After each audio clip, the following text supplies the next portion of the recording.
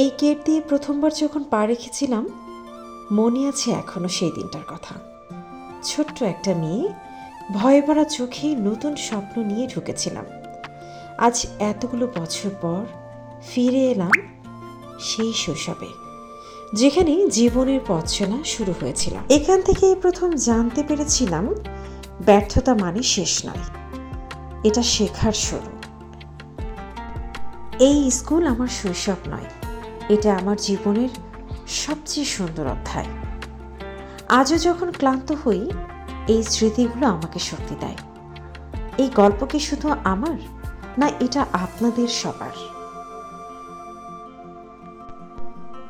শিক্ষকদের কথা এখনো বড্ড মনে পড়ে।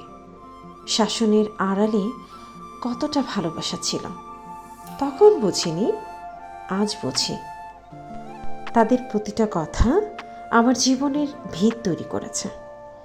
সেই বন্ধুদের হাসি, খুনসুটি আর একসাথে স্বপ্ন দেখা, সেসব মুহূর্ত আজও আমার হৃদয়ে অমলিন।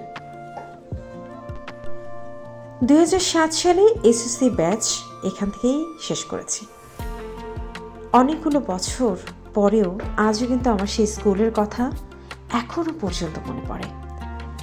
আপনাদের কারোর সাথেই কি এমন হয়, নাকি শুধু আমার সাথেই এমন হচ্ছে আমি জানি না, কিন্তু গভীরভাবে আমি স্মরণ করি আমার সেই প্রিয় শিক্ষকদেরকে। এই যে মাঠটা দেখতে পাচ্ছেন, এখানে ছোট্ট পায়ে ছুটেছিলাম জীবনে প্রথম প্রতিযোগিতায়, আর শিখেছিলাম অনেক কিছু। আজ ফিরে দেখছি সেই স্কুলটাকেই। সেই মাঠে দাঁড়িয়ে পুরো স্কুলটাকেই আমি সুন্দরভাবে দেখার চেষ্টা করেছি। আর ঠিক ওই মুহূর্তটাতে আমি চলে গেছি আমার সেই শৈশবের স্মৃতিতে। এই যে পুকুর পাড়টা দেখতে পাচ্ছেন, এই পুকুর পাড়ের এই যে গাছগুলো কিন্তু যখন আমি ক্লাস 6-এ ছিলাম তখন সবে মাত্র লাগানো হয়েছিল। ছোট্ট ছোট গাছে পুকুরের পাশের পরিবেশগুলো যে কতটা সুন্দর ছিল তা ঠিক বুঝিয়ে বলতে পারবো না। সময়ের পরিবর্তনের সাথে সাথে গাছগুলো কিন্তু আজ অনেক বড় হয়ে গেছে।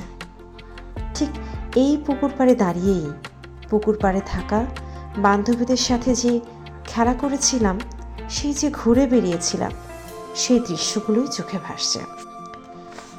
আপনাদের স্কুলের স্মৃতিগুলো কিভাবে আপনাদেরকে বদলে দিয়েছে অবশ্যই শেয়ার করবেন। ভালো থাকবেন।